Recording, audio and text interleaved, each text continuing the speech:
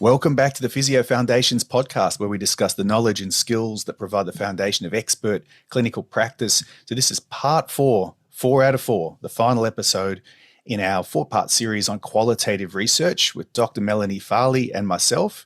So Mel, welcome back for part 4 to Physio Foundations. Thanks for having me back, Luke. So this really carries on from part 3, where we looked at the quality of qualitative research. In that episode, you really gave some really nice clinician-friendly explanations of some of these complex terms that are used in qualitative research. So it's a good start. If you probably this episode doesn't stand alone, it's probably 3 and 4 go together. So you can go back and listen to the previous episode if you've just discovered this episode first. And our goal here is to extend our discussion of the paper that we've been discussing in this series, to give clinicians and students and researchers a summary of how you read and apply qualitative research. So I'm going to say over to you to take us through the checklist. Thanks, Luke. Yeah, so we looked at the research team and their reflexivity and information about the participants and the data collection in episode 3. But in this episode, we're going to move on to looking at the data analysis and how the findings were reported in this study by Lawler and colleagues. And so the data analysis in qualitative research is, it's a very human endeavour. We're not putting numbers into a stats program and pressing a button. It's actually the researchers that are doing the analysis. So when evaluating the rigour and the trustworthiness of qualitative findings, there's some important things that we want to know, and we can see whether or not those things have been reported in the article. So the first thing is around how many people coded the data, and there's no magic number about how many need to code the data, but it is helpful to know if it's more than one perspective on the data analysis.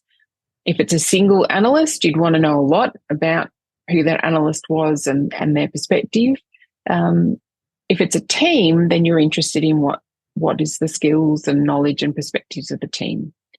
So in this particular paper, it was a team-based analysis approach. They use framework analysis, and there's actually 9 authors listed on the paper.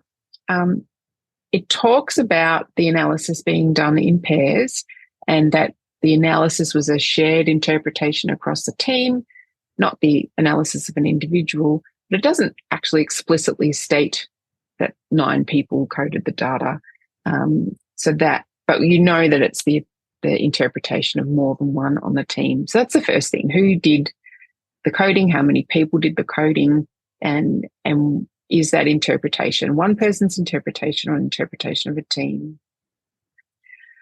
Then it talks about the description of a coding tree, which is another technical term. So in qualitative analysis, when you are coding the data, that means that you're sort of finding all of the little ideas in the data, and that's called codes.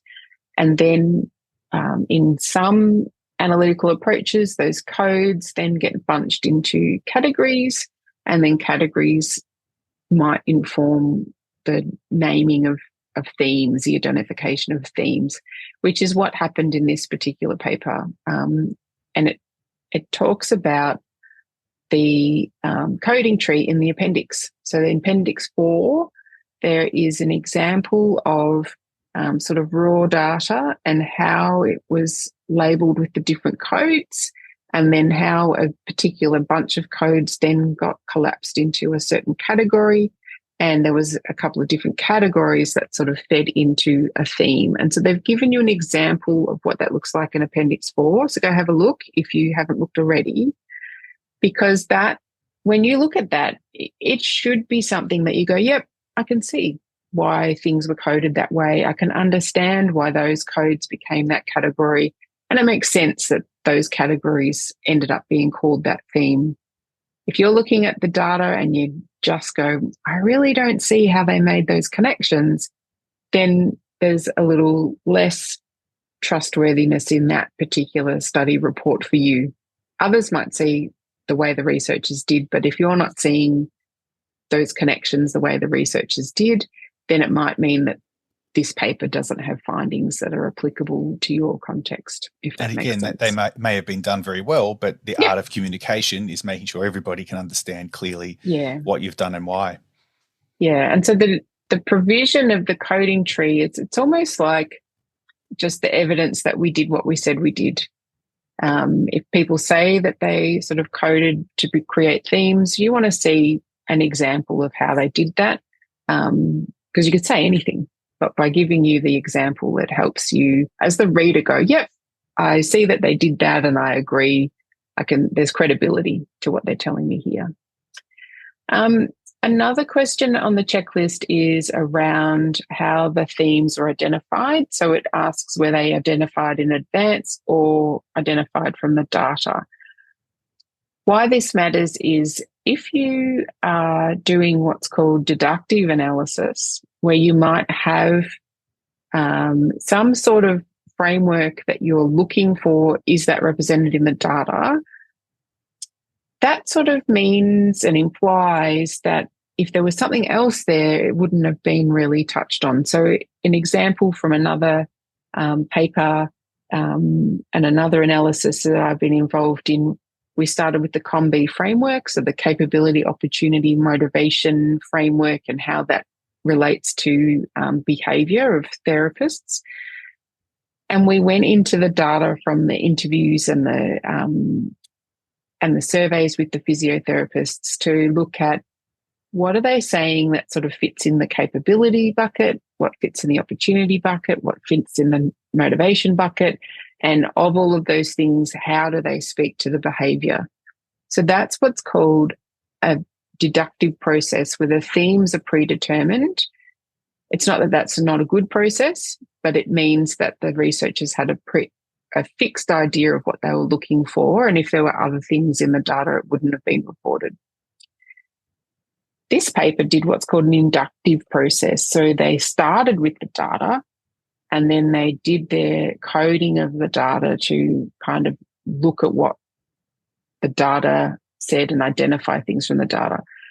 That's really important in this study because the researchers told us that they were wanting to privilege the voices of the people living with dementia and cognitive impairment and their support persons, and they wanted to explain those experiences from the individual's perspective. So if they had have gone in with a predetermined framework to apply, it wouldn't have necessarily meant that that sort of patient voice, support person voice was number one.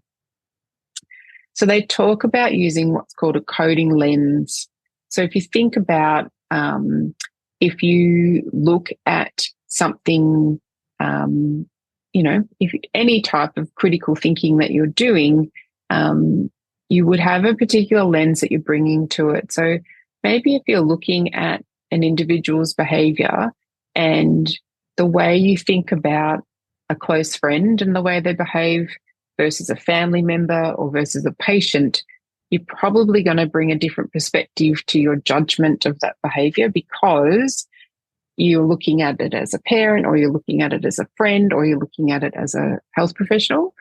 So that's kind of what we mean by lenses. It's the perspective. So this team said they used an in vivo lens. So what that means, it's Latin for in the person's own words, essentially. My Latin isn't great, but essentially it's the words of the person.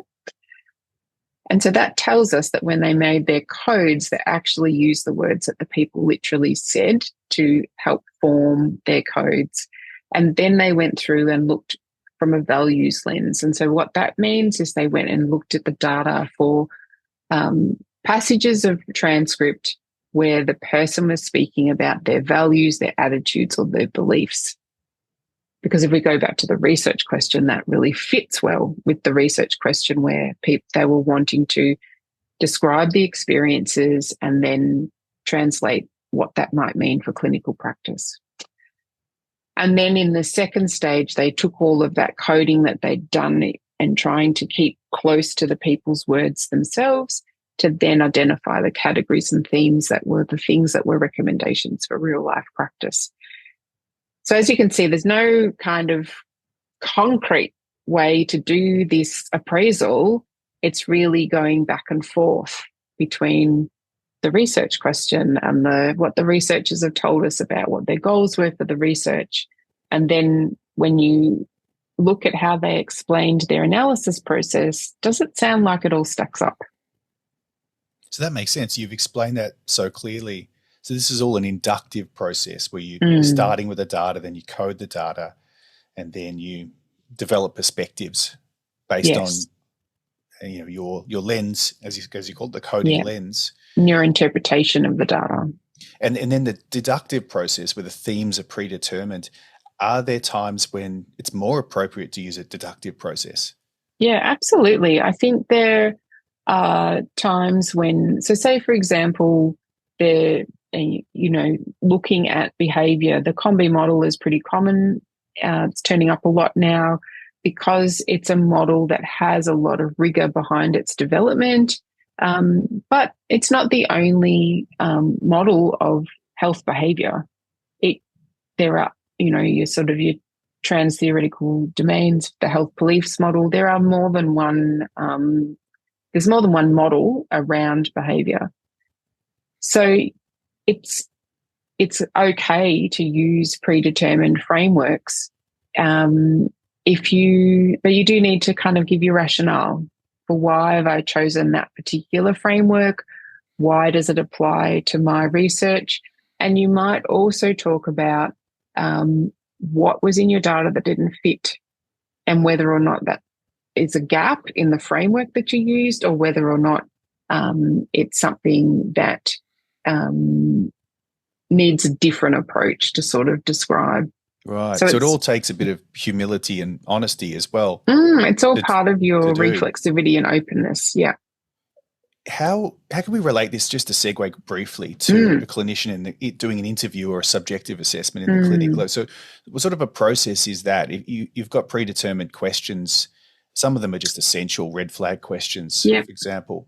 Yeah. Do we interchanging between a deductive and an inductive process? I mean, I think you how do. similar is it to doing qualitative research, taking an interview in the clinic? Yeah. Like, I think that idea of that, the red flag is a really nice example of, that's a deductive interview approach. Like you're actually seeking out particular data that flags to you that there's a red flag, a yellow flag that might be relevant to this particular patient interview context. Whereas the open-ended questions around, tell me what's happened since I last saw you, how would you describe your main problem today? Those sorts of things then lead you to have data that you then need to interpret inductively, because everyone's going to have a different answer to that question. There's no real right or wrong. You're not looking for anything in particular. You're just trying to understand what that answer might mean for that person in that moment. So we probably do a bit of both. So deductive is searching for something in particular. Inductive is just looking at what comes up and what's there and trying to describe it without it needing to be a particular thing. Yeah, it's interesting. The next episode coming up is with Dr. Liam West, who's a sports doctor, and it's already been recorded. And there's some examples of open and closed questions that are just really useful for health professionals to think about framing it in that way. And so what we're doing here is taking a research approach to this and recording and trying to eventually transfer that to other people's practice. But it's good to go back and think about what we're asking and how it's all the ideas are connecting behind the scenes. Why don't we go back to you, the expert, Mel, in qual research, to take us through where what we're supposed to be talking about? Yeah, no, I think we're still on track. I think the thing that I'll kind of raise before we move on the checklist is this idea of how you collect the data and how you analyze and interpret the data. So the use of open or closed questions is really around how you're collecting the data, whereas whether or not you're looking for a particular answer or open to any answer is the way that you're analyzing the data. And so if you think looking at the qualitative interview guide, you don't want to see a whole bunch of closed-ended questions. You want to see that there's open-ended questions where people can answer whatever they think. So if you see a qualitative interview guide that sort of is leading a person to a particular answer, or asking a question in a way that a person might feel like there's a right or wrong way to answer this question, then that's something that is part of your appraisal of the quality of the study, because how the data collected does have some implications on what you might find in the analysis. So separating making a distinction between the questions you're asking and how you're analysing them. And that goes on in your head as you're thinking in clinical reasoning during that interview as well. Yeah, happens in real time in a clinical setting, I would say, whereas it's a little more protracted in research. I keep bringing back the examples in clinical practice of how you reason and think and ask questions, because they are not separate. Just because this is done in a research environment, maybe published in peer-reviewed journals, it's the same process. Yeah, and if you think about your clinical interviewing, you kind of know what a leading question looks like, or what a question that closes down an interview or doesn't give a person space to provide information from their perspective. So you can apply that same judgment to interview schedules that get published in research studies. You sort of can look at it and you go, oh, actually, if you only ask those questions, you're not necessarily going to give the person the opportunity to fully expand on their experience here. So use those clinical interview skills to help judge the qualitative research for sure.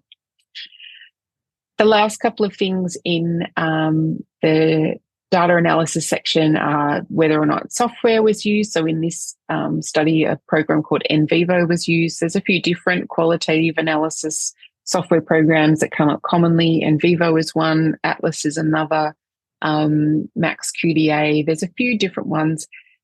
It's not necessary always to use it. Sometimes people just do it in Excel or Word manually with Post-it notes, but it's just good to know if they did use something. So this study did use NVivo. And then finally, it asks if the participants provided feedback on the findings. This is something that is more relevant to grounded theory studies. It's not as relevant to this interpretive description study. The researchers have been quite explicit that the findings are the researcher's interpretation of the data, not the participants. And so it's only implied that the participants didn't get asked to provide feedback on the findings, but it's consistent with that type of research. So it depends on the research as to whether or not that's super important, more important for grounded theory research. So then the last domain is reporting. Shall we go on to that? Let's do it. So this is where I think some really rich, helpful stuff can come from qualitative reports. So again, in the last episode, Luke, you asked me about if you're a busy clinician, what would you go and look at as a priority? I think going and looking at the results of a qualitative paper and looking at the quotes and the raw data that's used to support the results can be a really helpful way to get a good sense of are the things that the people are saying in this study similar to the context where I want to apply the results. So we have got quotes in this paper, and they do have, so one of the things is, are the quotes inclusive of a participant number or a participant quote identifier? And that's important because if you were reading a paper and every single quote was from the same person, then you'd have the questions about, well, how comprehensive was the analysis across the data set? And so in this paper, there are, they use sort of a code. So P for person with cognitive impairment or dementia and S for support person. And so there are some quotes that are, P1, P3, P5. We know that there was 10 in the P and 9 S's. And so you look at the results, you can just scan and see there are P quotes and S quotes, and the number P and the number S are different. So it gives you confidence that the results are sort of a fairly good representation of the whole data set. So that's why those things matter. And then there is a question about, was there consistency between the data presented and the findings? So that is, we say yes, because, for example, some patients described their participation in a lot of activities, such as making porridge or coffee or attending a home visit. So this is a quote from the article. This is what the summary of the results say. And then the quote that backs that up is, and quoting from the paper from participant 1, I can't move around unless I'm on my walking frame and I've got to be attended. You see, it says, call, don't fall. I always have to have someone around to hold you up. So I obey that little piece of information. So here, the findings talk about the participation being bounded by some rules. And then the quote is where the person's talking about their participation, but how it's bounded by the rule of not being able to walk unaided. So it's really important to look at what the author says the result was, but then read the quote and see, does that add up? Does it match? Does it align? Because if it doesn't align, then it just reduces your confidence in the findings that have been reported. Don't we do that all the time when you're looking at a news article and you go, oh, let me actually watch the video and see what so-and-so famous person actually said? Yes. And, oh, you've clipped them out of context. Yeah. Oh, it's clickbait. Great. Yeah. And that happens all the time. Yeah. So selective reporting. Yeah. Yeah. In this case, the less controversial version of that is that it's not done maliciously. It's just that there's value in seeing the original material. Yeah, absolutely. And so in the quote that I just read out from the paper, there is some of the quote that's in square brackets. And so just on a technical point, that's just to for people to understand that when things are in square brackets, it means that the person didn't say it, but the researchers put it in there, because they would have said something like, I can't move around unless I'm on it and I've got to be attended. And you wouldn't know what it was out of context. So they've put in my walking frame, because it must have been somewhere else in the conversation that they were talking about their frame. But in this particular sentence, they said it. So that, again, is an important thing, that we can see that there's a practice happening here where the researcher is being explicit about, these are my words, not the person's words, which helps give you confidence in the reporting, which is good.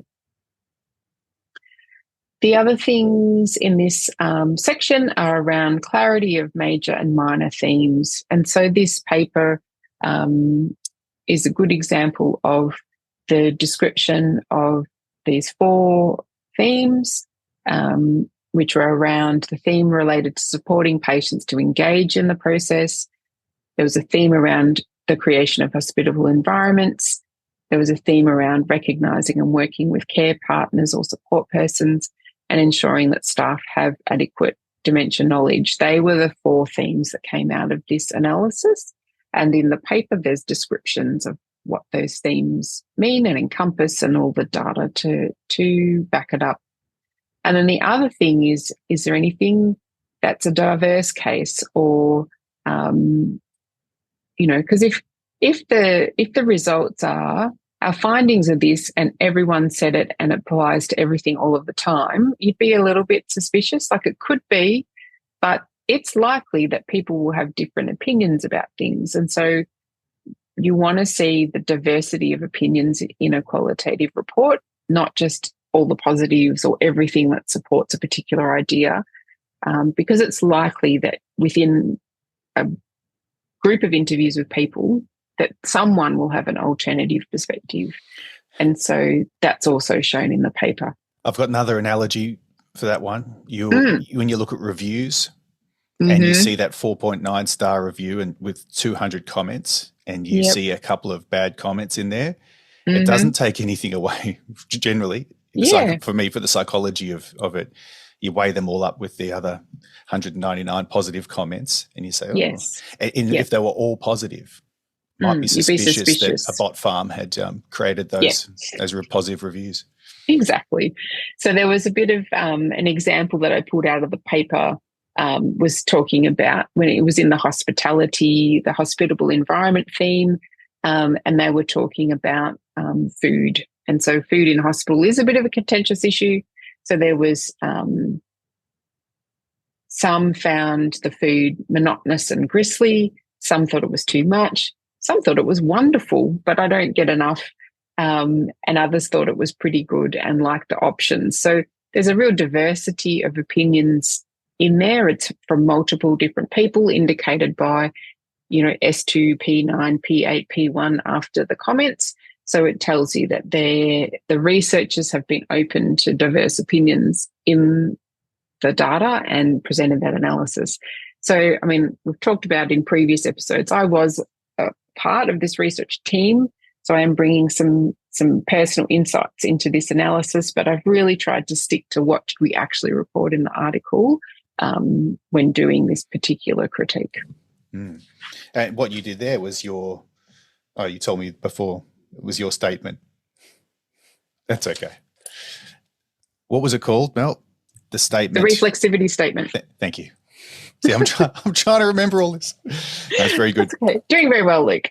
Very good. What's next? Well, that's it.